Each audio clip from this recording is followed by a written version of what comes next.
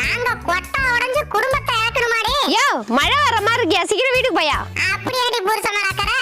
அக்கறெல்லாம் ஒண்ணும் இல்ல, மொட்டை மணியில மொளா கொத்தமல்லி காய வச்சிருக்கேன். யார் அல்றது? ஏண்டா இந்த மானங்கட்ட பொழப்புக்கு எங்களோட சேர்ந்து மண்ணை பறிக்கலாம்ல. அப்புறம் மழை வர்றதுக்குள்ள அடுப்பை மூடிவிடு. மறக்காம குளிருக்கு ஏதமா நாட்டு சர்க்கரையை போட்டு சூடா ஒரு டீயை போட்டு வை. வந்துடுறேன். என்ன பார்த்தா எப்படி தெரியுது உனக்கு? நானும் கொஞ்ச நாளா பொறுத்து போயிட்டு இருக்கேன். ரொம்ப ஓவரா தான் போயிட்டு இருக்கேன். மழை வந்துச்சா இல்லையா? என் காட்டு பண்ணிக்கு கோவம் வந்துச்சுடா.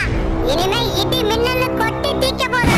நீ தெரிக்க விடுவானடா, நாங்க பாத்துக்கிறோம். ஏன்டா நீ வேற 4 நாளா சொல்லிக்கிட்டு இருக்க நாட்டு சக்கரை இல்லன்னு கேட்கவே மாட்டா. எனக்கு கோவம் வராது.